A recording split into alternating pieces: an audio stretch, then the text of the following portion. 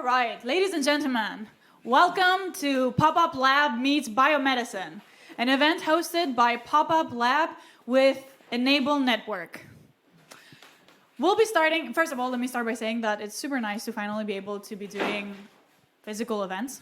Yeah, it's our first performance. I'm sure a lot of you haven't been in the theater for a very, very long time. There are, of course, some rules, as any social or any cultural event has in Corona times. You can take off your masks while seated. It's not mandatory, of course. But we will be having a break at some point. During the break, everyone needs to get out of the room. It'll be a 10-15 minute break, during which you can come back for the second part. The reason why everyone needs to get out of the room is, of course, we'll be disinfecting everything and for the room to get some proper airing. Perfect. Now that we got that boring stuff out of the way, let's start with the interesting stuff. Let me just start by saying also thank you to everyone who's watching us online. It's a hybrid event, this one, so we have half of the people watching us in person and half of the people watching us online. So what is the concept of today's event? It's a one-of-a-kind, hopefully. It's the first time that we're starting this event. It's an idea that started last year, and everything got kind of put it together, but of course got canceled due to the corona pandemic. We will be doing science communication through improvised comedy. Now, what is improvised comedy? For those of you who have not seen improvised theater, it is a format of theater that is done solely and based solely on guest and audience suggestions. Everything that you'll be seeing tonight, except from the science stuff, of course, is made on the spot for your entertainment and through your suggestions. What is science? For those of you who have not been to any science, is a systematic approach and looking into physical and natural occurrences through experimentation and observation. Now, to get a little bit hyped up, because I haven't been in a theater in a very long time, I'm assuming some of you haven't either, unless you're really cultured, and the moment everything opened, you just jumped into the cultural events. So let's start with getting back to the basics. For instance, how does one clap? Let's start by clapping a little bit. Get those hands warmed up. Perfect. Now, if something really shocking was to happen, how does a gasp sound like? Exactly. If someone says something really funny and you're like, wow, this is like the best joke I've ever heard. How do you, exactly. A little bit more, guys. Come on, you'll be having funny stuff today. If someone says something that you think is absolutely inappropriate, how do you boo? Yeah. Okay. So for those who'll be watching us from online, it'll kind of feel like they're watching a sitcom. I feel like I do have to disclaim that every kind of sound effect that will be made, the clapping, the laughing, hopefully not another booing, will be organically. This was only a trial. So from now on, whenever you laugh, it'll be on your own because of us. With no further ado, please welcome on stage the Unintended Compliments. Woo!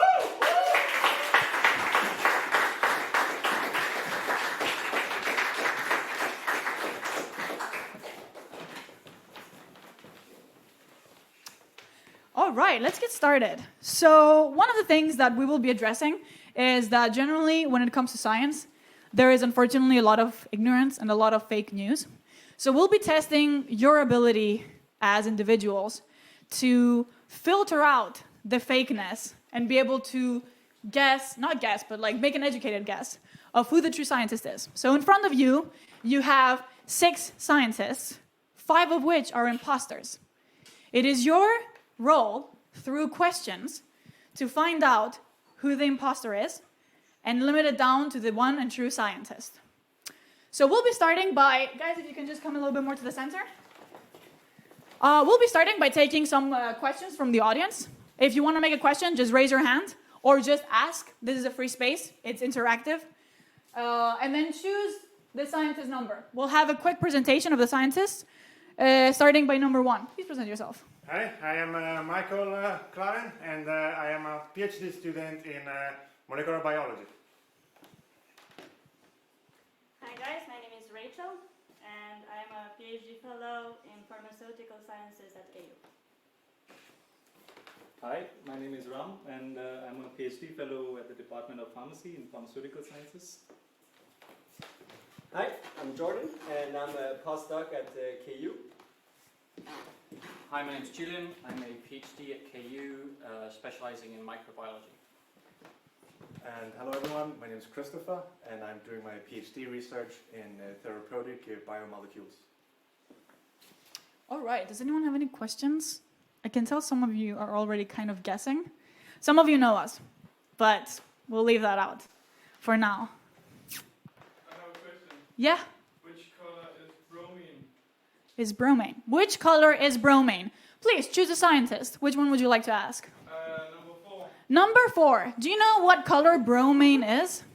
Yeah, I forgot to introduce which topic. I'm also in biomolecular science. So I actually don't have any clue, but I would say it's blue. All right. Next. Yeah, What does PCR stand for, number 5? PCR. What does it stand for? Number 5. PCR, it stands for postcranial rhombolysis. Okay. Slightly anticlimactic by the end. Do we have any more volunteers? That's all right. I have some questions. Yes? Number 2, how did you learn to close your code? Number 2, how did you learn to close? Number 2, did you say number 3? Number 3, how did you learn to close your code? Everyone else didn't, so... That's an excellent observation by our audience. I think when you're in the lab, you have to, be protected. So, I don't know. These guys don't follow protocols. I've been well trained. Okay. Yeah?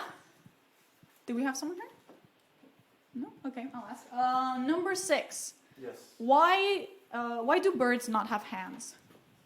Why? Yes. Well, I guess the simple question is that they don't need to. They use their the sharp thing to eat and digest food. They don't need the hands to move big pieces of fruits to their face. Okay. Yeah. 2 sciences left. Number 1 and number 4. Number 2? Did you answer any questions? No. Okay, I have one. Come forward, please. Why is it so hard to find things in nature that aren't round? Why are there not square fruit? Is that true? Because I think there are breeds of watermelons that are shaped square. Well, not by nature, they're not. But okay. And scientist number 1. What is MRI? What is? MRI. I don't know. I heard a lot mRNA. about Yes. mRNA. Yeah, I heard a lot with the corona. It's a molecule of messenger RNA that travel in the cells, and helps translation of the protein from the DNA. Okay. One more question. Yes. For number 2, what species is Spongebob? What species is Spongebob? Oh, Spongebob. I've spent months analyzing the exact species that Spongebob is, and it's a robot. Okay. And last but not, that was it. Everyone answered. That was everyone. Okay. Now for the next round, I'll be showing your scientists, and you clap in the ones that you want the most eliminated. That is stressful. That makes sense. So please make it. We'll just do it, but it's a positive elimination, you know. We'll start by number 5. 6. 6. I'm not a scientist. None. Okay. Ready to go now? Number 5.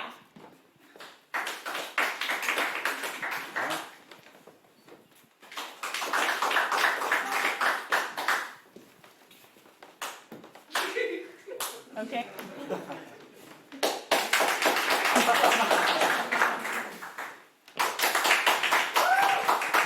All right. 1, 2, 5. You're out. Pretzel. 2.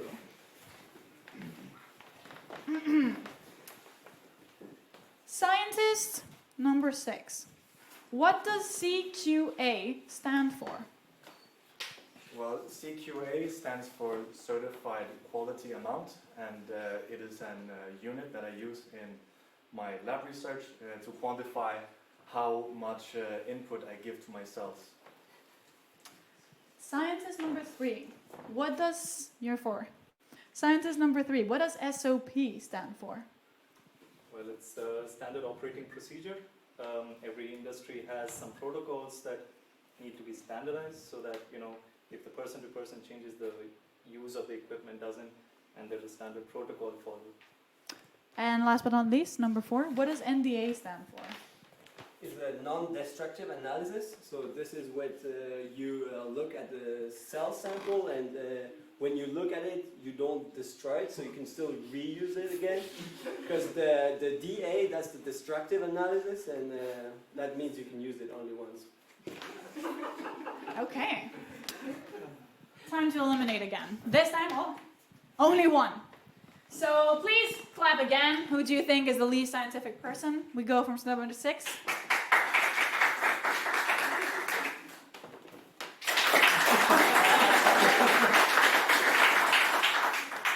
Okay, I think that speaks for itself. Scientist number 4, get out. And now, for the final round, they will be doing a fight, one by one, trying to explain, one of them will successfully, hopefully, the slides from the upcoming presentation. So let's have slide 1. Scientist number 6, if you'd start. Yes. First of all, insulin. I think we're all familiar with it. When you consume sugar, your body naturally produces insulin to counterweight the sugar levels in your blood. And paracetamol, I think we are all also familiar with. So I don't think I need to elaborate on that. And obviously, as we can see, insulin is way bigger. That's why we have a basketball. And I chose an apple for the paracetamol because this is the sugar molecule inside it. I will not tell you too much details now because I look forward for giving you the context. Okay, next slide.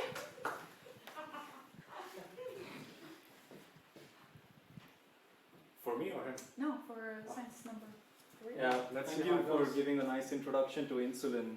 Yeah? You're welcome. So, on the context of the previous slide, when you see insulin, I'm pretty sure none of you have seen someone do like a Rossgeller, squirt it in the mouth, right? There's a reason for that, because it's a peptide molecule, it's a protein molecule, and when it goes in, it breaks down like a normal food protein into polypeptide and then into its bare minimum amino acids.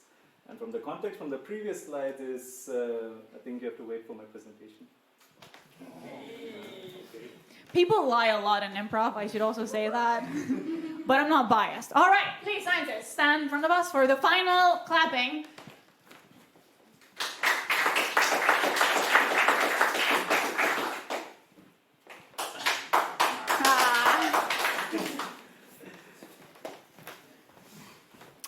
And time for the reveal. You guys were right. So give yourselves a round of clap as well. You managed to pick out all the fake scientists. And now the stage goes directly to Ram, while he'll talk about his exciting project.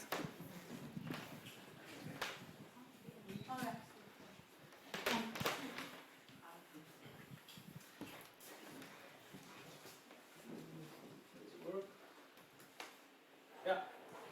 Yes, thank you, Pop-Up, for this amazing opportunity to present my research and communicate my research to the general audience. So my name is Ram Krishna, in simple terms Ram. I'm a PhD fellow at the Department of Pharmacy at KU. A little bit about myself. I come from India, from the city of Mumbai. And as every South Asian immigrant parents say, that you only have 3 career choices, either an engineer, a doctor, or a lawyer. I mean, come on. these three that make the most money, right? And since I love biology, chemistry, I chose doctor. So I think it's obvious fact that India is a place of billions of people, and to be a doctor in limited seats or limited admission sites, you need to give another millions of examinations, which unfortunately didn't work for me. However, however, since I said that I love biology, chemistry, I mean, what's the other thing that links them? Pharmacy. So I did my bachelor in south of India, where I fell in love with formulations. In simple terms, formulations is the final dosage form that you give to patients. I'm pretty sure that after a heavy drinking night on a Friday, everyone has reached out for Panadol tablets on a Saturday morning, right? Yeah. But if anyone in the audience has kids, they know that it's so difficult to give tablets to kids. I mean, it's impossible. For them, we have Panadol syrup. And in case, like, for example, someone comes up to the hospital with, I don't know, super high fever, Panadol is also given for high fever, but then if you need to get the temperature down, you give IV injections of paracetamol. So you see that it's the same drug administered in different forms. And I think that's cool. So I love it. I fell in love with that. And to learn more, actually, I came to Copenhagen to do my master's in pharmaceutical sciences. Yeah. Before I actually tell, like, why did I sign up, I just want to say, like, what is a PhD, basically? And this is very general terms. So PhD is it's a social contract between the society, who happen to give me money so that I can do some research. And at the end, if this is the envelope of knowledge, I just push it a bit more so that I can give it back to the society in terms of publications or conferences or articles. And that benefits the society again, and the cycle goes on. But what is a PhD in Denmark? So Denmark has a very nice 3-year full-time PhD, which is very highly paid when compared to other parts of the world. And I get holidays as well, come on. I don't know if an American PhD, I have a lot of friends and they're like, what? Yeah, but I just want to say that for me, for my PhD, most of my time is spent in the lab. It might be something else, like for coding people, it might be on the computer. Then I spend another significant amount of my time in communication. This goes in the form of articles or traveling abroad to do conferences. I think it's a mistake, but I spend a lot of time reading as well, because you need to be up to date with what's happening so that you're relevant. And a bit of teaching and supervisor meetings. That also take a lot of time. Yes. Why did I sign up? Any guess? Which band? Anyone in the audience? Obviously, it's the best band in the world ever for GOAT, greatest of all time. Yeah. So Beatles are an English band in Liverpool, but if you don't know, they started their career in some bar in Hamburg, in Germany, where they did their residencies. And you might be thinking, what's the correlation between Beatles and PhD? So Beatles perfected their craft before they went hip and famous. For a PhD, it's also like a craft, but instead for me, it's doing day in, day out lab work, getting to travel and communicate my science, and know more people of different age groups, different scientists. And I think that just like music, PhD is also like a craft that needs to be perfected with time. And PhD gives a great opportunity to do that. Yes? So, my PhD project is titled Enabling Oral Delivery of Peptides by Designing Phospholipid Complexes for Self-Emulsifying Drug Delivery Systems. Monday evening, boring. Yeah, I know, I'm sorry, but let me make it a bit more fun. Hasta la vista. Arnold. So Arnold says that to gain that much muscle, you might have to eat a shit ton of protein. Like a lot of protein. But in very general terms, a protein just when we ingest it goes wrong. I think this slide was seen, right? Yeah. So when you ingest protein, it gets broken down into a polypeptide chain and then smaller molecules so that our body can absorb it. Have you ever wondered that, like, why insulin is not given that way? Yeah, because it also goes through the same mechanism. So our body cannot differentiate what is food, what is drug. And especially when you have protein drugs, you might want to have as intact structure as possible so that you can get it absorbed and get the therapeutic effect. For example, for insulin, it reduces blood sugar. This happens on a normal basis in our healthy body, but people who are diabetic, I'm pretty sure you know that, they have to inject insulin themselves. So that's not the only challenge actually. So when we see the protein actually faces the first step when you take in insulin, it faces acid in the stomach, which breaks the peptides or proteins. There are a lot of enzymes in the stomach again that are meant to get nutrition absorbed, but unfortunately insulin also goes through that. And finally, since like it has a poor absorption through the intestinal cells, I'll just give you a context what I mean by that. So for any insulin molecule from mouth till the intestine, till the bloodstream, it has to pass through all these challenges, pass through these cells, and then get into the blood. That's when you can achieve an intact form, and that's when you can achieve therapeutic efficacy. Yes, as I mentioned, I promise that I'll show you the slide. This is a normal paracetamol molecule, just for reference. And when you compare that to insulin, it's humongous. So it's hell difficult to get it through the intestinal cells. And just to give you a layman perspective, paracetamol is just a pea in terms of like insulin, which is like as big as a basketball. So you can understand the magnitude or the difficulty to get it through the intestinal cells. So why do you think that the oral route is easiest? If you're like me, who hates injections, I'm scared of needles. You might understand that it's not very pleasant to inject yourself every day. Other than that, when you imagine that if you have to inject yourself every day, that also reduces the compliance to the medication. So to improve that, maybe oral delivery is nice. Secondly, if you see, you need to I'm pretty sure a normal layman cannot just, inject. You need a professional person with a skill set, so that we can inject something like in the muscle, like the COVID vaccine, or in the subcutaneous, which is insulin, which is on the market. Intravenous, like if you're in an emergency situation, or right on the surface of the skin where you can do some allergy tests. So you see that the angles are different, and for a layman, it's very difficult to get an idea on that. But isn't popping a pill just so easy? Yeah. And finally, the reason I put these together is I'm pretty sure that when you go to a hospital, you must have seen that doctors take huge care to, sterilize the area. You must have been rubbed some alcohol before you inject. They must have taken clean needles. You don't require that when you're popping a pill. You just, open it from the strip and just pop it. So you don't need to sterilize the medication. That reduces a lot of costs for the industry. And one thing I can say from my education in pharmacy is that the industry has perfected the art of punching tablets and capsules. Yeah. So my PhD project is insulin. No, not really, but I'm using insulin as a reference here, but it's any therapeutic peptide.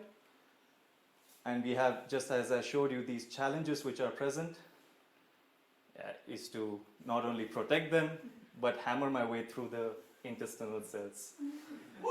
Yeah. But there are some strategies which can be broadly used to do this. As I just showed you previously in the slide, the acid in the stomach can be breaking the peptide down. We can have some acid-resistant polymer coatings, which can help to bypass this acid step. Secondly, the enzymes which break these peptide bonds can be overcome by changing the molecule by I'm not good at this, but the chemistry people are. They can change certain aspects of the therapeutic peptide so that they are not broken down.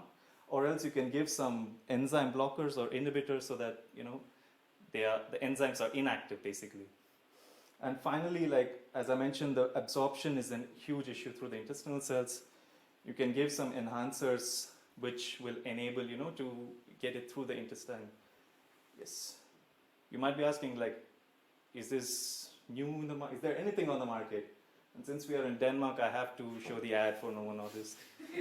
Yeah. Yeah. So Novo Nordisk recently got an approval. This is in November of 2019. And I know this slide is very complex, but let's just break it down into the 3 steps I just showed you. So what approach they use is the acid in the stomach and the enzymes breaking in the peptide bonds. Well, actually, the drug actually gets absorbed in the stomach, so you don't need to worry about the intestine. And regarding the enzymes, you see this green zone. So enzymes have an activity at certain pH. pH is, I'm pretty sure you must have seen the litmus test on these ads. So when you change the pH, the activity of the enzyme changes. Therefore, you can get more in by lowering the activity of the enzyme. And finally, poor absorption through cells. So this is semaglutide. Semaglutide is another peptide like insulin, which has a lot of peptide bonds and stuff. And you can see this gray thing. It's a snack. It's short for sodium caprazoate. But it's an absorption enhancer. What it does is it enables to get the peptide through the cells so that you can get it in the blood and have the therapeutic effect. Yes. But what's there in the future for this? I just want to show a small video. So there are like robotic pills which are there in making. This is just one of the examples. Yeah. Everyone wants to skip a shot. I hope that no one has to take insulin through injection in the future. So the robotic pill, I think, this is going to be 1 minute of awkward silence, but so it dissolves in this intestine, and then you have this injection mechanism in which the drug is, placed in the needle itself, and then the rest can just dissolve away.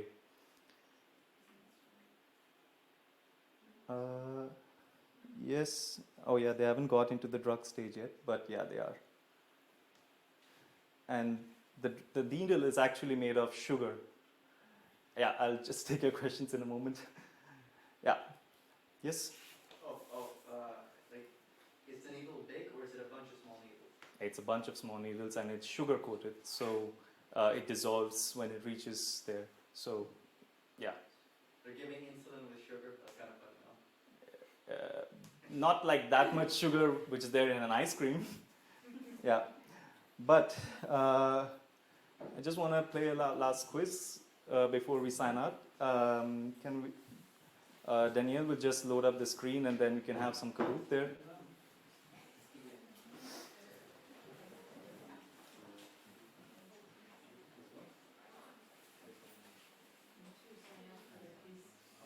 Yes.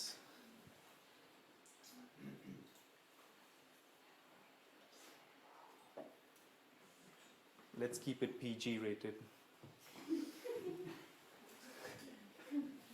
Just to make sure everyone knows how Kahoot works, right? You just have to Google Kahoot and then you just put in the code that is written here. So you just log on to this and enter the game pin, and then we can just start up in a minute.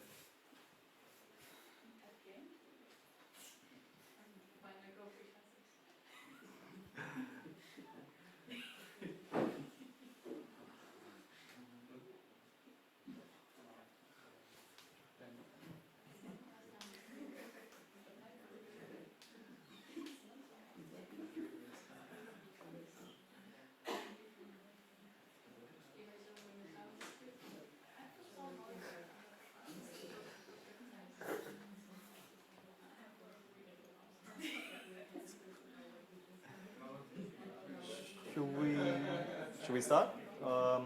Is anyone in the audience yet still? Yeah, we are getting in more. Insulin spikes.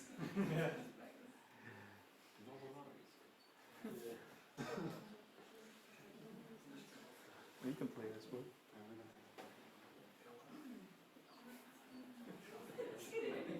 Wow, that's ironical there.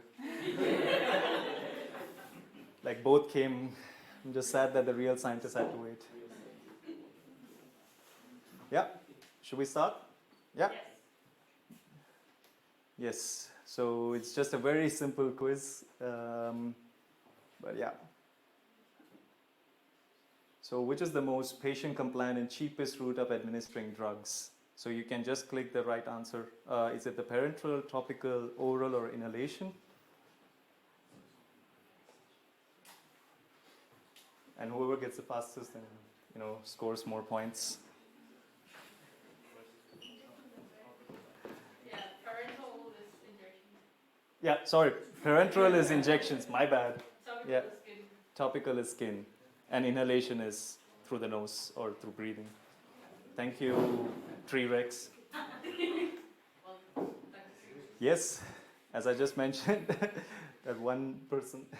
Yeah, but oral route doesn't, as I mentioned, that it doesn't require any skills, and it's cheaper for the industry to make. So yeah, oral is the right answer. The next, please. Come on. This can't happen, guys. So, which is the fastest way to get a drug effect? When I mean a drug effect is like when you give the drug and how long do you have to wait till you see the effect? Is it by an oral tablet or an intravenous injection, by inhaling gases, or like a topical cream?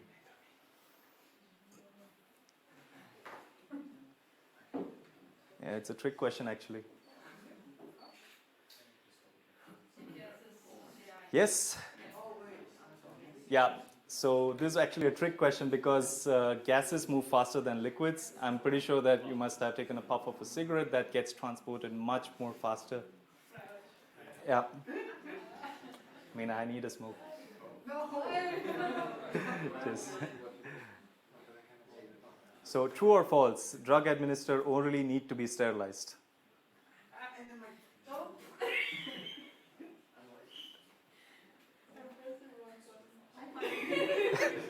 Yeah, happens.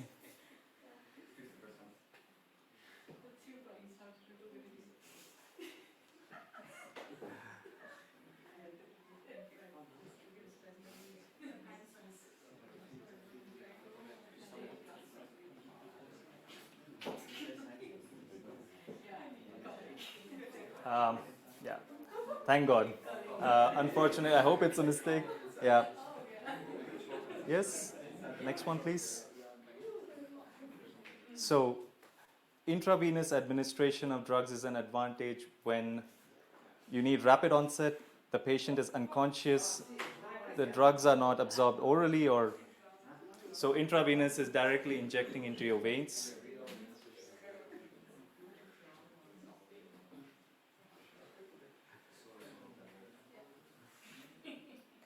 Did someone press the wrong one again?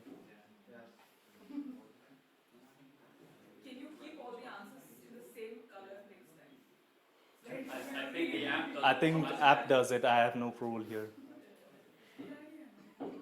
Sorry. I'll keep that in mind. It's all Kahoot. So all of our Yeah. Could you read them out loud again? So intravenous administration of drugs is an advantage when you need rapid onset, patient is unconscious, drugs are not absorbed orally, or all of the above. Yes. So you can't give someone who is like in an emergency case, you can't give someone who needs rapid onset. You can't give a patient when they're unconscious. And again, as I just mentioned, that insulin or other peptides are not absorbed orally, so you need some technologies there. Yeah.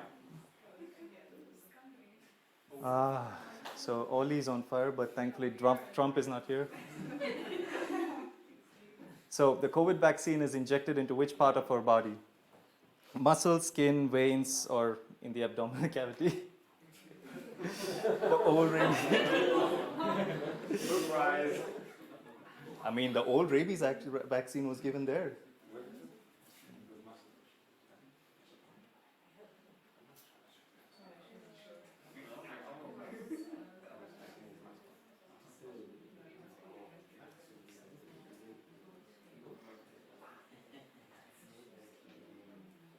Yes, it's actually given the muscle. Most of the vaccines are injected into the muscles. Yeah. So how to administer rehydration to a patient who exhibits severe dehydration and vomiting. So you give them intravenous rehydration followed by oral rehydration, or oral followed by intravenous, or just, give them a beer. It's 95% water, come on. Give him a beer. I mean, cucumber has that much water.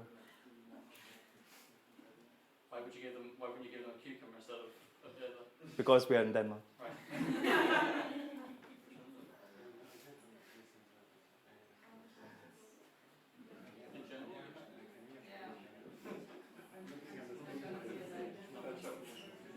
Yeah.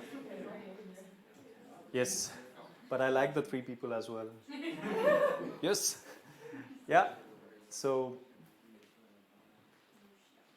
yeah, let's see.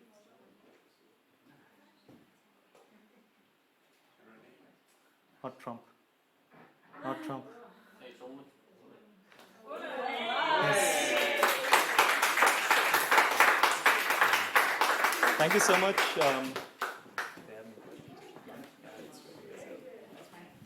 All right, who's Ole?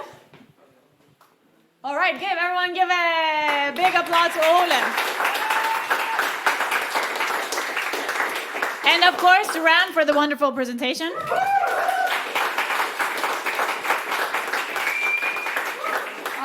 We'll be taking a few minutes for questions now. If anyone has any questions, you can mostly, if you have any questions about the topic, but we'll also take, I guess, some about the aesthetic decisions you made in the PowerPoint. Yeah, let's not go there. Yeah. What's the drug you actually gave in your PhD, which wasn't insulin? What is the drug you actually gave in your PhD? In my PhD, I worked with GLP-1 analogs. They are similar to the semaglutide, but they are different versions of semaglutide in layman terms. But they also act for type 2 diabetes mellitus. So type 1 and type 2, there's a slight difference. Type 1 is when people cannot produce insulin, and type 2 is when you are resistant to insulin. So type 2 is very beneficial when you want to increase the sensitivity of the cells to insulin. So GLP-1 analogs do that, and that's my project. What's the difference? Do you say semaglutins, right? Semaglutide? Okay. Yeah. Is there a difference between that and insulin? Yes. So insulin is actually both have the same mechanism. Like they are both lowering the blood sugar, but they just work by opposite mechanisms. GLP-1 analogs are somewhat similar to what is present already in the body, which is GLP-1. It's glucagon like peptide. Yeah. So this is a challenge to put it in very simple terms.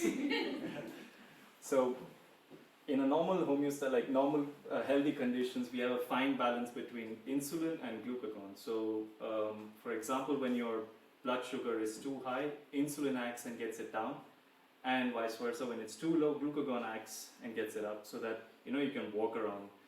You must have seen some people just faint, they have low blood sugar. That's because their glucagon is not high, or their glucose stores are not high.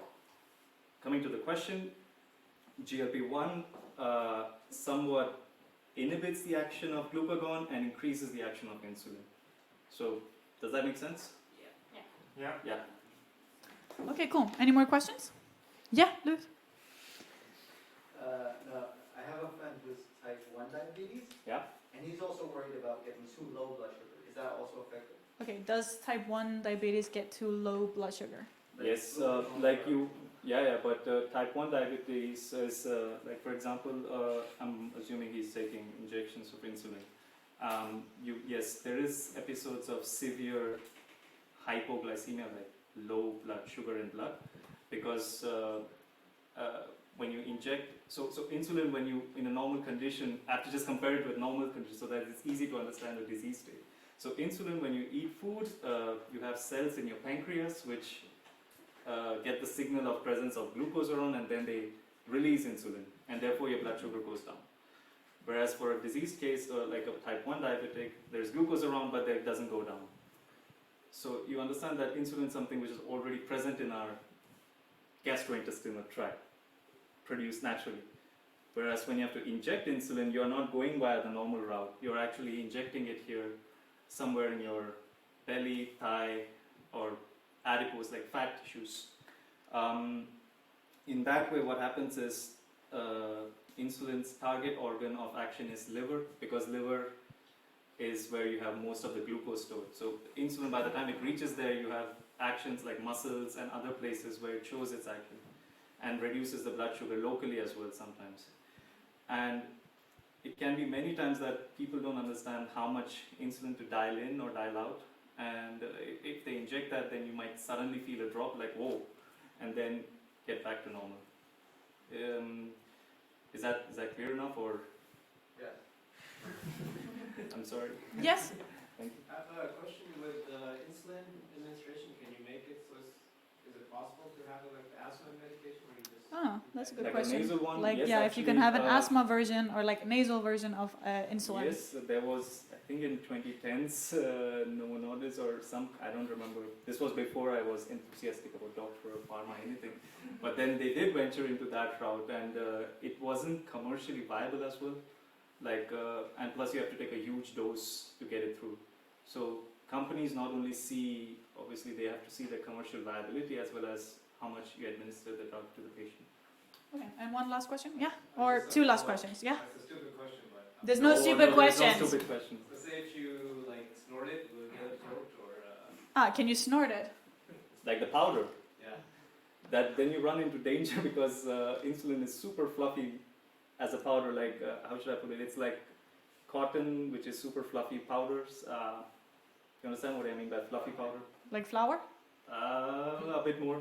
Okay. But then you have no regulation. Like it's very much inhalation is also like you have to get it into exactly, as you say, you might have to get it exactly into the lungs. It's very difficult to get it through. You have to breathe in the right way. I think whenever patients are asked to take asthmatic medicines, they are instructed, you have to pump it in, breathe out, hold in, so that the drug actually reaches there. When it comes to powders, you run into more complications because they are not aerosols or liquids. You might get depositions that might cause in its own problems as itself. Okay. Yeah. Yeah, and last one. Thanks for the presentation. I would like to ask you a question. How much it costs a robotic pill?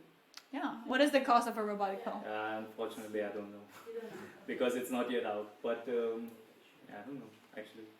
Sugar, so it shouldn't be expensive, right? Like it's readily available. Okay. No, actually, the mechanism is it's just what do you say? It's carbon dioxide being produced at a certain pH level. So that there is a trigger for the mechanism to produce carbon dioxide. You have citric acid and baking soda and stuff like that. So it produces a lot of carbon dioxide, and that pushes the needle up based on the pH of the lumen of the intestine. Sorry. Okay, that concludes the yes. Okay. Following up on that, how expensive is a peptide? Yeah, how expensive is a peptide? You mean just the powder?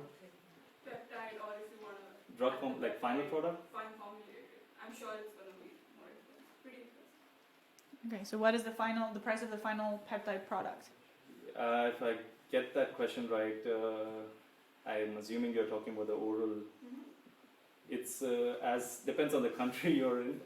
So Americans, obviously, I know that you might have heard the news that America doesn't have a regulation for pricing, whereas we are lucky in Europe that the European Medical Agency negotiates the price, and we also have like what is it called? Everyone's healthcare. Universal healthcare. Yes. Sorry, universal healthcare, which also reduces or subsidizes the prices based on your income. So in Denmark, I would expect it to be super cheap, whereas in America, as I know it, it's as expensive as an injection. So around $700, something like that. Yeah, on region of that. Okay, perfect. Yes.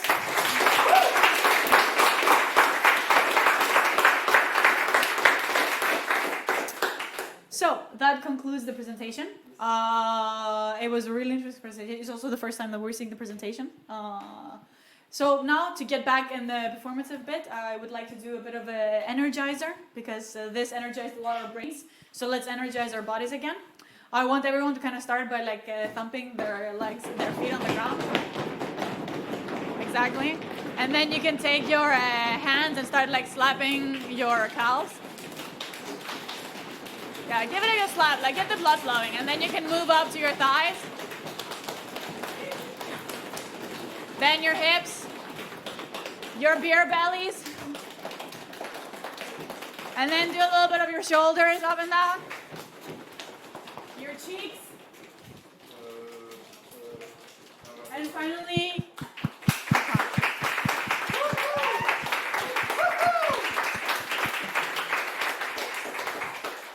and I lied before when I said all the claps were going to be organically produced. Some of them are going to be forcefully produced. So now that we got to know Ram as a scientist and a little bit about him as a life, we're going to get to delve a little bit more into his everyday life. So we're going to do a day in Ram's life. How does a regular day generally start for you? And let's... Yeah. So for me, just like any other, as I mentioned, PhD in Denmark is a 9-to-5 job. It starts at 9. And I just... When does it end? That's a good question. 5? 5. It ends at 5? All right. When I'm lucky. Okay. Yes. So usually the end of the day is something depends on the day-to-day experiments. But usually I start off my day at 9 and then go into the lab. And usually I also have a planner on what experiments I do on a day-to-day basis. Is this a planner that only you have access on, or is it also your professor can see it? Can everyone see the planner? Yes, now the professor can also see a planner. Okay. We are asked to, but till now it's just me who has the planner based on. So my plans usually change every 2 weeks because every 2 weeks I have my meetings with my supervisors. What's your supervisor's name? And I don't know the name. No, my supervisors are Aneta and Thomas. Aneta and Thomas, okay. Yeah. And so they can catch you if you're slacking through the... Yeah, I hope not. Are they here today? I don't know. Okay. Aneta, Thomas, are you here today? No. Okay. I meant the arm and they don't have time. Of You course. should see their calendar, it's always booked. You can ask my colleague, she's booked. Okay, okay, then what time do you guys usually take a break? Usually we just have the Danish lunch at 11, which is super early for me. Like, I mean, 11 o'clock, it's just like late breakfast. Come on. And what do you usually eat? Are you accustomed to Danish rugbrød yet, or no? Nope. I tried very hard. I tried Spongebob. It didn't work. So I get my tiffin. Okay, and what does actually your work, when you go to the lab, what is a regular day at the lab? Like, what is some of the testing you did? Because all we saw was that GIF. Yes, but with a bit more anger sometimes, or sometimes happy, depending on the results. So sometimes it's all good, and then, you know, a day in the lab is usually I prepare my samples to run into the instruments, and then the analysis goes on overnight, and the next day I collect the results.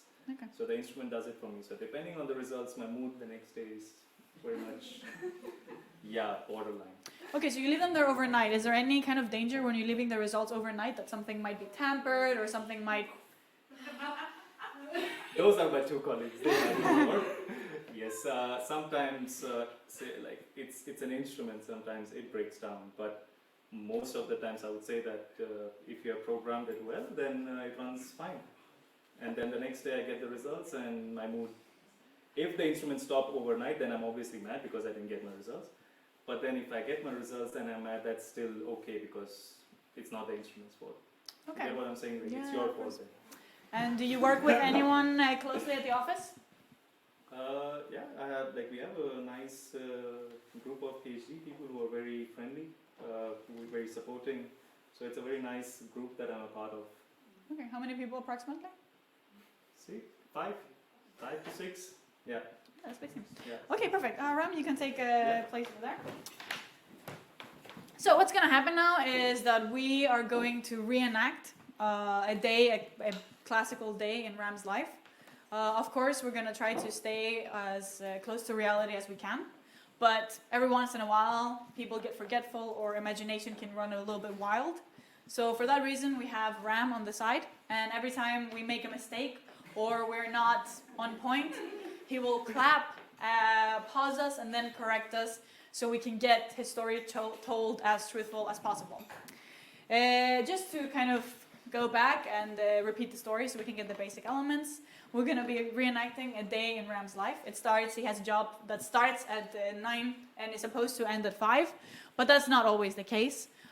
Even though you praise Denmark very much for its working hours, there are still a few times where you go overtime. He goes to the lab where he's doing a lot of experiments. From what I gathered, it's just a lot of pouring into different bottles. Running different instruments. And running different instruments of various natures that sometimes run, sometimes don't run. Thankfully, he has his 2 very busy supervisors, Annette and Thomas, that can keep an eye on him always through their calendar. And that is up until 11 o'clock, where they take a break to have a Danish lunch/breakfast that in no way should ever be rugbrød or called the lunch.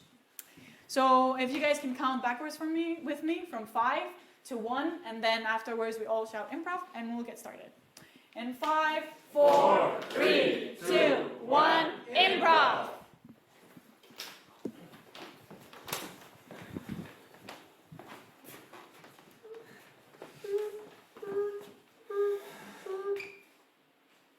Robot, what have I told you? It's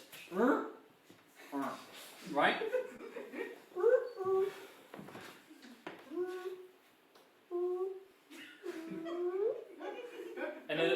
And then times, if you want to have a look at my calendar, you could just come over and look at it, okay? It's fine, you don't have to stand over there. Yeah, and I did stop spying on our PhD student. Yeah, so it's actually their calendar which is busy if I didn't clear it out. So Right. Okay. Okay, Yeah. well, you can still have a look at my calendar if you want. There's not a lot in there, okay? It's just kind of going for a drink with my mum on Skype later this week, and hanging out with this guy here.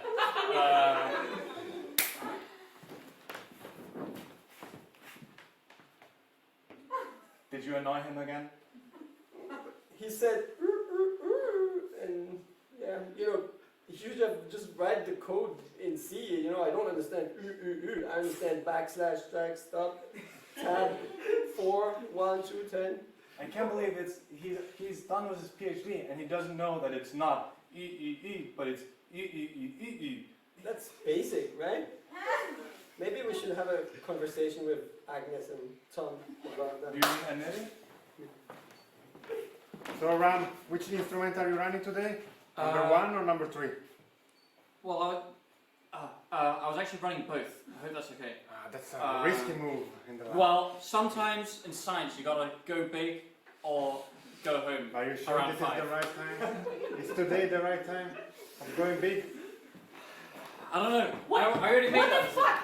What? Grant, what have I told you about running both of the instruments at the same time? I don't know. They were making and that was. I can't say. What did I tell you about running the instruments at the same time? The fridge is now off because you ran it on the same outlet. How can you make that mistake twice in the same week? Why is our lab set up where the fridge is connected to the same as our instruments? I told you, Ram, today was not the day to go big. All right. Okay. I cannot help you, Ram. You are your Guys, now is the hour to go to lunch.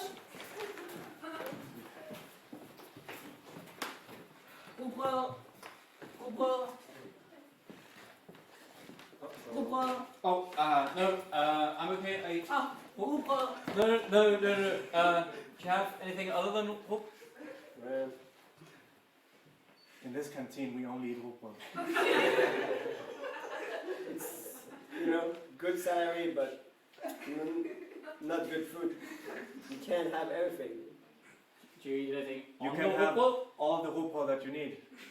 I didn't need any. I brought You a can bowl. have that as well. Right. I brought a bowl of my own salad and stuff. Is that? I'm vegetarian. Vegetarian. I brought my own vegetarian salad. Is that No. What am I saying here? No outside food from the canteen in this research center. We told you. You have to eat, bro, or go out. the what? That's it. Wait, stop. I told you. When we get into this lab, you have to be quiet. Did you? What? Did you drink? Oh, no. Sarah, we're supposed to. You're not allowed in the lab when you're drunk. What are you talking about? Ladies, We're not I cannot let you in the lab. What? You're clearly not dressed for the lab. Protocol first. Yeah. And I need to see some ID. please. Well, it's kind of embarrassing. We left the Actually, and don't worry. I've got the lab coats here for you. Oh, and you yeah. should be Is properly that dressed. sterile? It's okay. We'll ignore it. You bet it's sterile. There you go. It's very sterile. Are you gonna see it now? Can I get into my No, lab? hey, sorry, it's okay though. They're with me. They're with me. Yeah, and thank you for Yeah. saving our ass. Why didn't you just say that? Please. Okay, cool. Right. Oh my You god. just don't have to wear the lab coat. Oh, okay. That's what we wear here. Can't you tell? Well, we came here to supervise your work. We heard Right. a lot of great words about you. We're from Novo Nordisk, in Oh. case you haven't noticed. So what do we have here? I can see that you have a few instruments on it. Yes. That's really nice. The technical names we have instrument 1 here, as you'll know, and this is instrument 3. Okay, yeah, very well. And I can see you also have a few flasks of liquid. Oh yeah. So there's this flask here. I tend not to touch this one. Looks And I a can bit- see you haven't labeled any of them either. Oh no, they're just general. Novo Nordisk doesn't come into the lab like that. We do have collaborations, but it's Sorry, not lab Novo to lab Nordisk like that. doesn't come into the lab. Like that. You figure out I'm an imposter! Who are you? Where are you from? I'm actually from the other scientific university of Copenhagen, Which one's that? DTU. I don't think that's scientific. What? I have it to you. You're not allowed in the And you're Robotic not allowed Pills. to use robots! And I see you are bringing your own food and in the canteen is not allowed. Get out! Get out!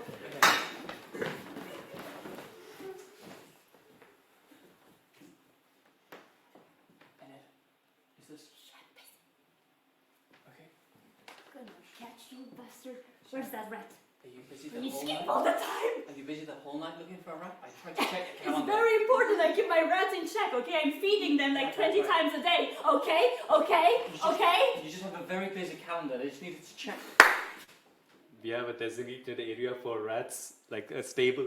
So and the supervisor doesn't come in. Have you To checked do that. the rat stable? Have you checked the rat stable? That's where I should have started. See, I started with the canteen, but it's good practice also to It is? Yeah. check if everything Yeah. is okay. Yeah, you wanted me? Oh, that's it? Yeah, Yes. no, my problem is solved. Oh, right, okay. Of course. No, I just wanted to check the calendar quickly. And sing!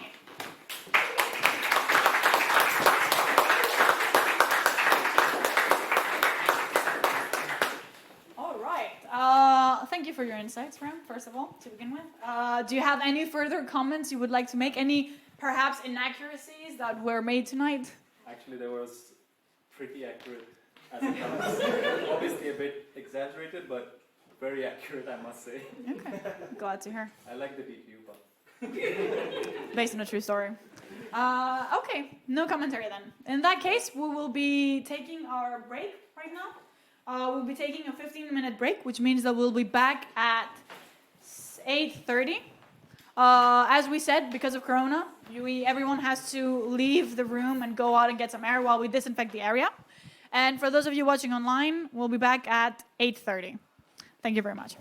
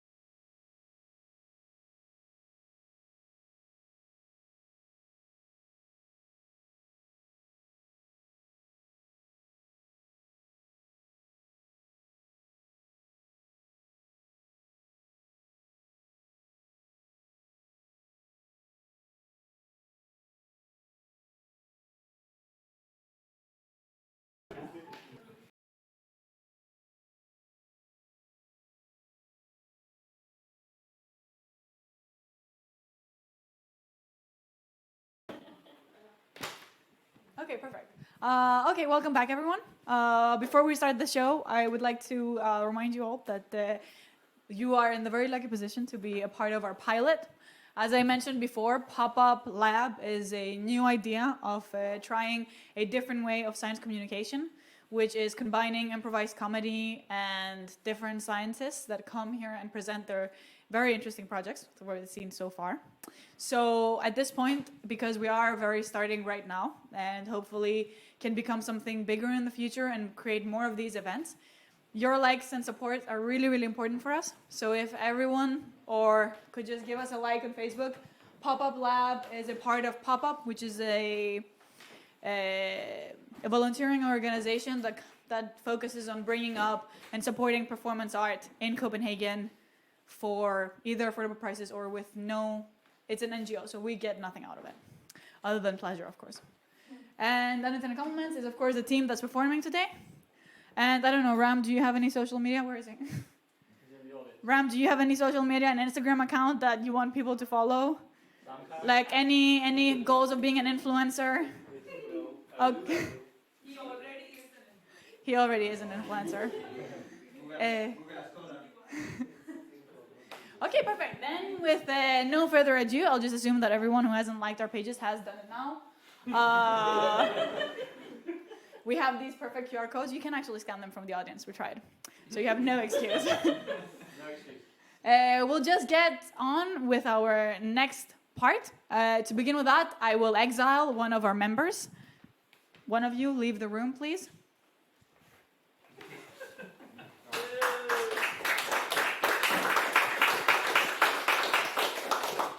Perfect. And could you give me a number from 1 to 3? 3. Perfect. Can we pull up slide 3? So, what do we have here? We have a graph that correlates two types of statistics. We have I'm hoping they're not listening. We have the worldwide non-commercial space launches by the red line, and how that correlates with sociology doctorates awarded in the US.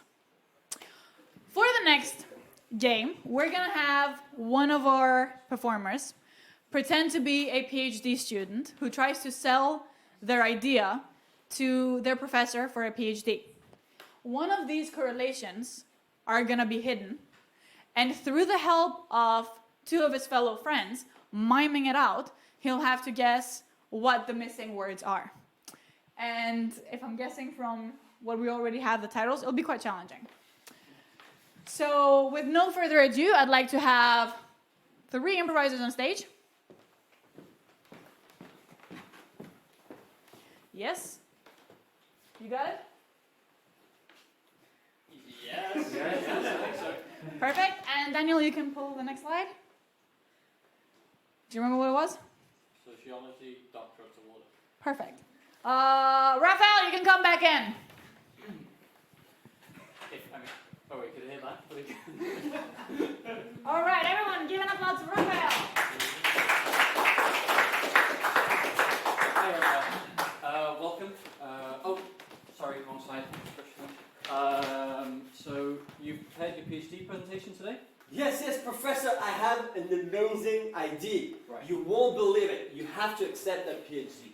Right. It is I have found a very interesting correlation, you know? Yeah. Have you checked about the worldwide non-commercial space launches? You know, that's for not example... much. I've Wikipedia'd it a little bit. Yeah, that's like when you do a space travel, but not for money, right? But just for NGO work. Yeah, exactly. Right, okay. Like to rescue some Some pandas people, and right? stuff Yeah, like yeah, this. of course. Okay, so I have noticed that this worldwide non-commercial space launches Mm-hmm. does a bit this, Russian mountain, Yeah.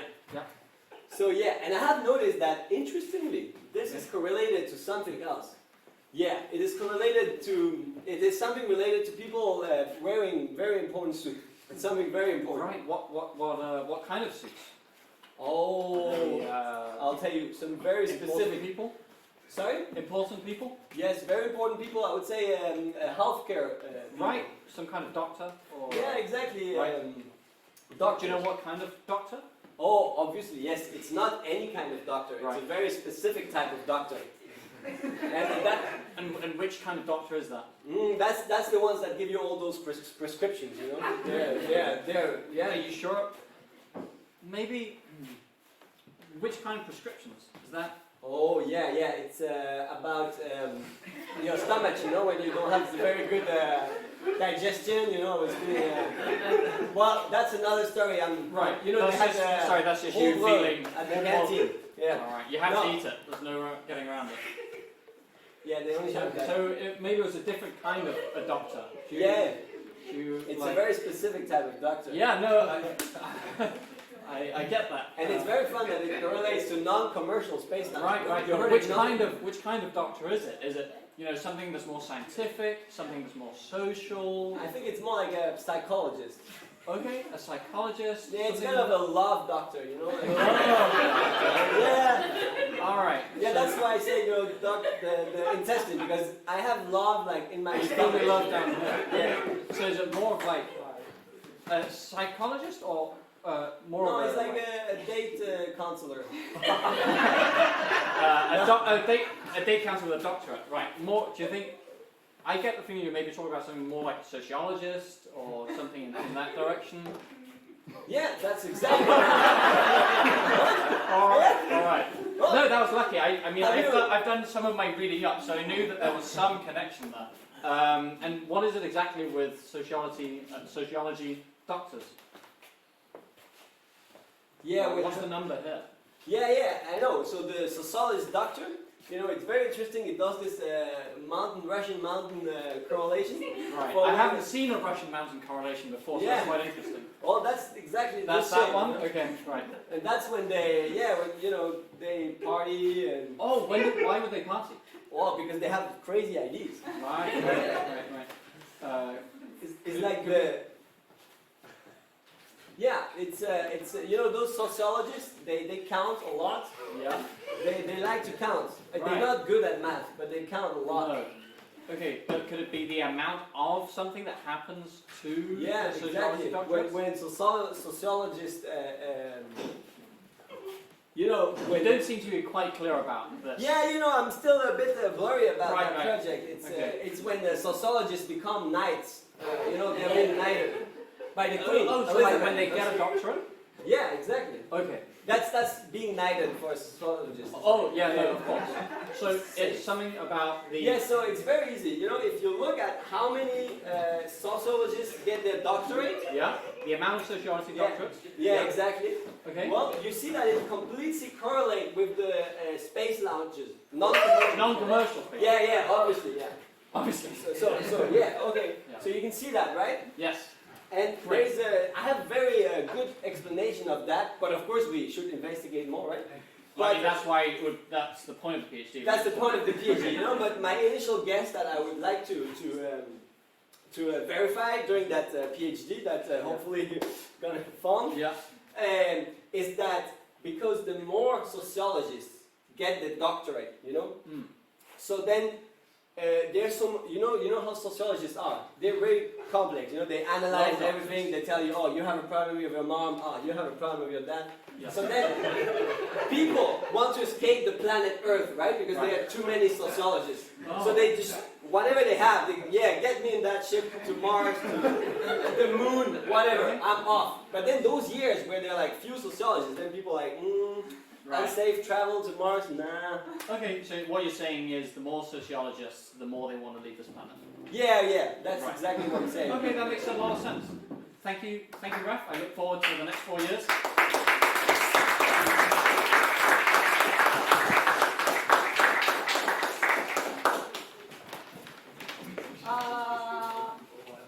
We would just like to add that these statistics are actually real statistics that you can pull out of a website.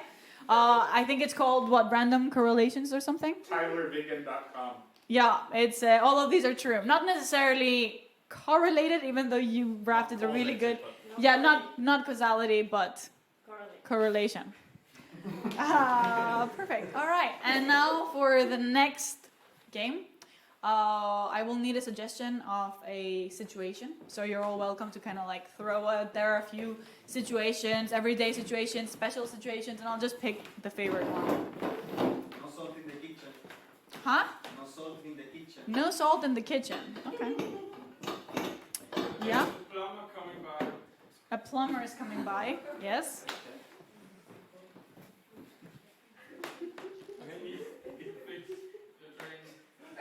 Yes, that is what plumbers usually do.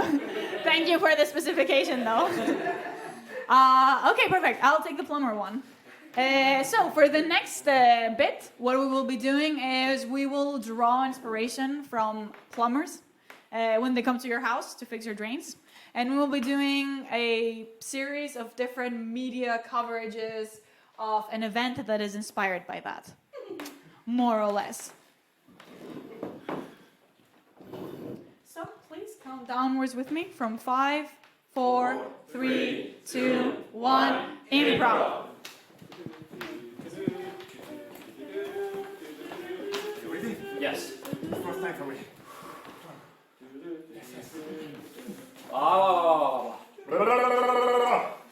Hi and oh, thank you. Hello, and here is Michael and John. yes. Hi, welcome to the 5 o'clock news at 5 o'clock. Today, big news. You have a plumber coming to your house to fix the sink. It's gonna be arrived around 2 or 3 p.m. It's not clear the He time. doesn't quite know yet, but he will send you a message before he arrives. And it's very important that you're home because he doesn't have a key. And for that, we're actually interviewing a person who losing the appointment with the plumber because it didn't show up at the correct time. Yes, they're standing outside your house right now. Let's hand over to our news anchor. Yes, I am indeed outside of the house right now. Yes. With the plumber who is locked outside of the house. He is here with all the tools to fix, I'm assuming, drains, but no way of getting in. Do you see someone in the house? It's impossible to see anyone in the house. All of the curtains have been pulled, and there seems to be a dog inside the house. So trying to enter the house at any point could be dangerous and perhaps fatal. John and Michael. Hey guys, day 149. We're trying a new Airbnb, aren't we, honey? We are. It's really exciting. And not Copenhagen is amazing, may I just say, guys. You should go. You should go. You should just go. I mean, this apartment is quite small, and I was surprised about the toilet, right? Like, there's no separate bathroom to the shower. Do they shower on the toilet? It's amazing, this Copenhagen lifestyle. Really check it out. I mean, you should come, guys.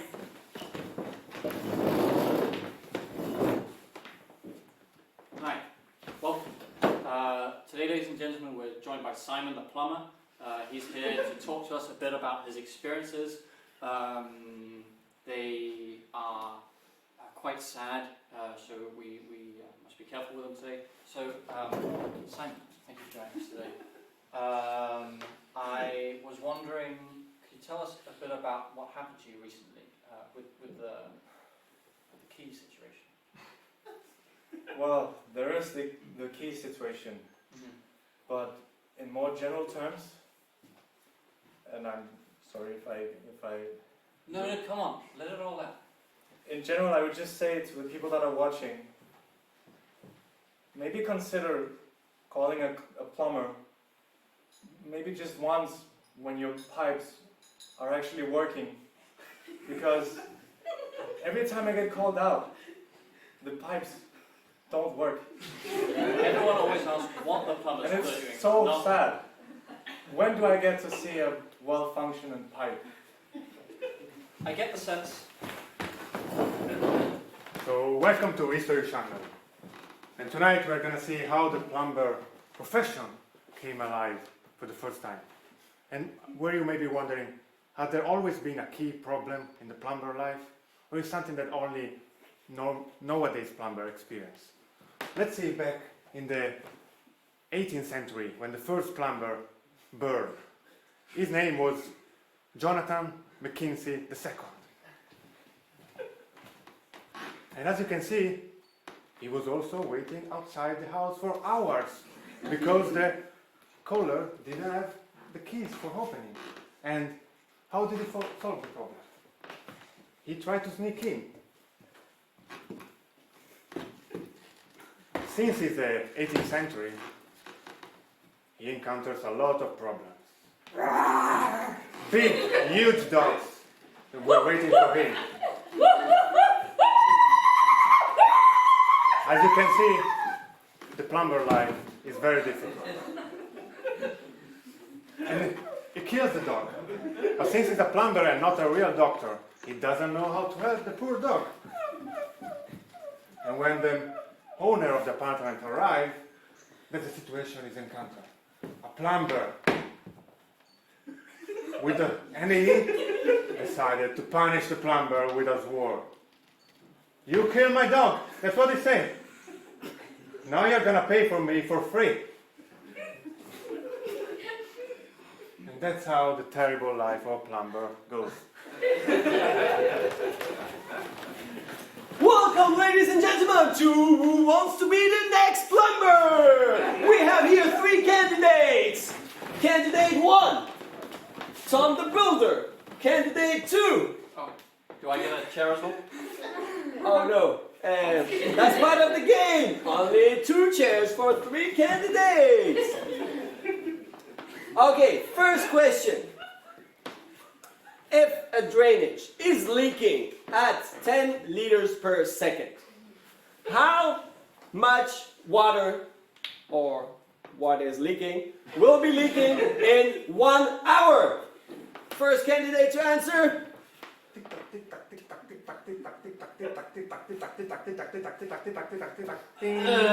2. It's actually 2.5. It's all of it. Yes! We have the next plumber. Yes, thank you for coming. My client does absolutely plan on suing the plumber for the destruction of his property. Whether the plumber was outside waiting for 2 hours, allegedly, according to the plumber and the news channel that was out there interviewing him while my client was at home sleeping, is, as I said, only alleged allegations, and therefore we will be going with full force towards this suing of the plumber. And yes? There's rumors that he excremented right before the plumber was supposed to, on purpose. How do you respond to that? Well, I would respond that no one takes a shit not on purpose. Most people decide when to go to the toilet. That's kind of how bowels work. And therefore, I don't understand exactly what you're trying to do to target my client. As you said exactly, my client did excrement right before the plumber came. And when the drains were not fixed, my client had to live with a broken toilet for 2 weeks. Why did he not call the plumber again, you might ask? Because once, yes? Again from TV2. There's rumors that he did it on purpose to get insurance money. How do you respond to that? As you said it yourself, it was just rumors. Thank you very much. Therefore, we will be going even further and not only suing the individual plumber, but also the whole society of plumbers. And that will be all. We will not be taking any more questions. Thank you very much. Plumbers' rights! Plumbers' rights! Sorry. Plumbers' rights! Plumbers' rights! This is Channel 5 News at 5. Yes. This is Michael. This is John. And we are here today for a big news. As you may have known, the key problem is a huge problem for the plumber society. And the scientists, thanks to their hard work, finally, after years of researching, find out a universal key that allows all doors to be open. And this key, as Michael knows, please. So this key, scientists, they think it's going to be a great solution. They don't see any problems to a key that will open every door in the world. Because scientists, they are clever, and right. If they don't see problem, why should I? So we... Oh, it works! Plumbers' rights! Plumbers' rights! Plumbers' rights!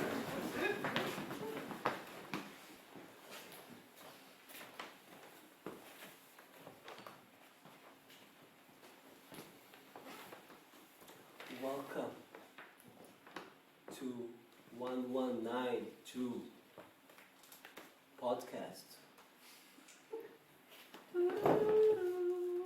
Did you hear about the new key? Yes.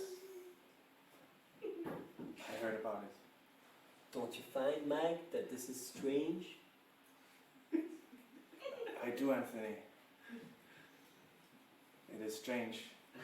What will be in that key? Will it be connected to 5G? I hope not. Because that means it will be connected to all of our brains. Along with Hey, what's up, bros? Welcome to my house tour. So I've got this universal key, so I actually don't know what's going to be in the house when we enter either, but pretty sure it's going to be sick. Whoa, bro, wait a minute. Hey. Do you know this house? No, I have the key though. Okay. Right? Yeah. Do you know this house? Yeah. Right. Yeah. Okay. Okay, cool. Do you want to I come just in? wanted to like double check. Right. Do you want to come with me, bro? I'm doing a house tour right now. I've got the crew with me. Oh, alright, yeah, hey. Hey guys. Hi.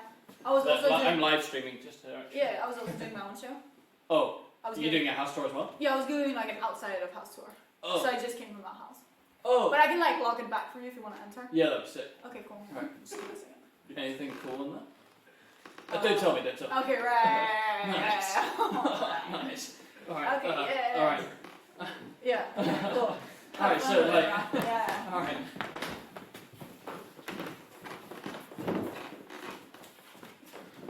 Welcome to my video number 220. Hey honey, can you say hello? Hello. A bit more enthusiastic. Hey guys! So this house we're in, right? It is like flooded. That's not cool. Another day, another Airbnb. We are loving it. You should try it as well. You should just go in the world and explore. You should start with Copenhagen because they have like the most amazing parks. Being a vlogger is the best lifestyle. And we can totally afford all our travels, don't we, honey? Yes, as long as you keep posting those booty pics, then we can for sure. So anyway, Hi, and welcome to Mom and Dad Vlog. Today we won't be talking about any smoothies or what is the best food to get into your husband's moodiness. What Right, we're talking babe? about. Okay, so I've heard that there's this new key that opens every door. And a lot of you have been reaching out to me and been saying that you've been having thoughts about entering your son's rooms, and maybe that I should also enter Brian's room. I don't think anyone's had that money. Yes, I mean it was the other one. So we're watching your show. Right. And me and Bob discussed it, and we were thinking Brian should of course have his privacy, being a teenager going through puberty and whatnot. He's 18. Yes, it's the teen part of 18. Right. It's still a kid, you know. But then I also remember of watching a documentary about how certain emojis can have different meanings, and sometimes can be related to gangs. And I was thinking maybe it would be a good idea to check it out. So today we will be checking out Brian's room. He is gone to a friend.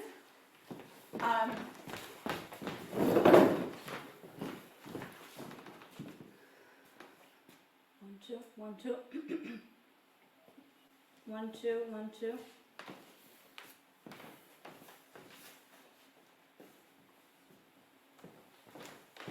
Mr. President, thank you so much for coming. We will be taking a few questions. You've started the question, right? Yeah, beforehand. And on number 2, is it okay we go a little bit more in depth No. into politics? Ladies and gentlemen, thank you. Today, I want to talk about a very important topic. Universal keys have made our society a safer society. A society where our plumbers don't have to wait anymore. Thus, we have decided to expand the concept of universal keys to pretty much everything. Now we'll have universal access to your internet, so that your IT guy doesn't have to wait for you having a problem so that he can solve it. That will make our nation safer. Questions? Hi. Yes. You rolled out one change. It sounds like. Did you have any other major thoughts about other universal something or others? Maybe healthcare? Universal healthcare would be violating the privacy of each of us because it would imply that we would know about the health of each individual citizen. Therefore, it has some moral issue in which we unfortunately Mr. President, don't Mr. want to President, cross the red line. Wouldn't you consider human life more important than GDPR? Well, human life is of course very important. We value your life, and every 5 years we are reminded of it. When you come, vote for us. Life is very important. Oh, you survived. Thank God. This job is getting harder and harder every day. I wish I was a plumber. Is it okay that I come this close? Yes. Is that Did the someone lady call who's the standing plumber? there? I have keys to everywhere. Did someone call the plumber? Yeah. I did. We have a problem in the kitchen of the studio. All right. Sorry, we're just about to do the news. All right, ladies and gentlemen, welcome to the news, Channel 5 at 5. To summarize, well, I think most of you just watched the live stream for the president. He pretty much don't know what else we can add to that. Now there's universal internet access from the government. Oh, hey. It's just too much, man. This universal access to everything. I just want to give up. Hey, You know? don't say that. I- Just read what it says on the prompter. We love you, President, and you are making a great job for the nation.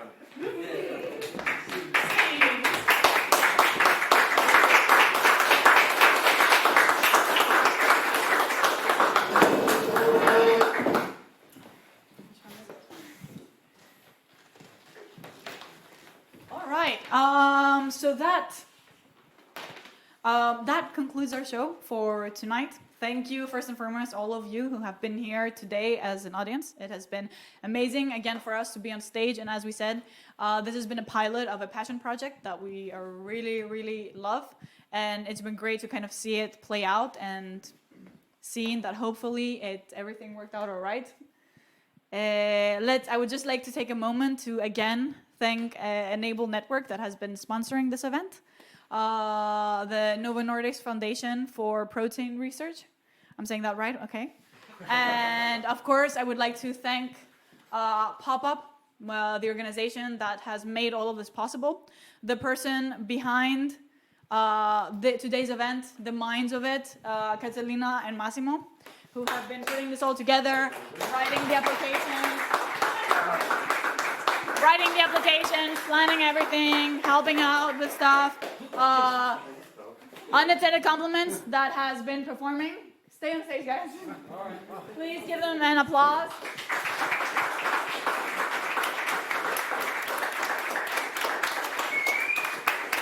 Of course, I would also like to thank...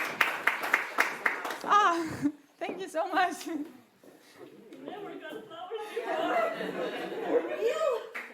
my God. And Ram, also get up here, our wonderful scientist who...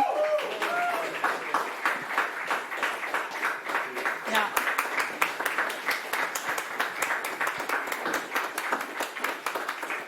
Yeah, who not only made a wonderful presentation, but was also forced by us to come here and never had done improv before, been a part of a lot of weird improv workshops with us, and kind of introduced the concept of walking into a room and having 5 people shout beep, bop, boop. And he just went with it amazingly. And of course, I'd like to thank me for being an MC and performing. And last but not least, I would like to thank all of you because you are the ones who made this possible by coming here and blessing us with your presence, your suggestions, your specifications, guesses, and claps. And all of the crew. Thank you so much.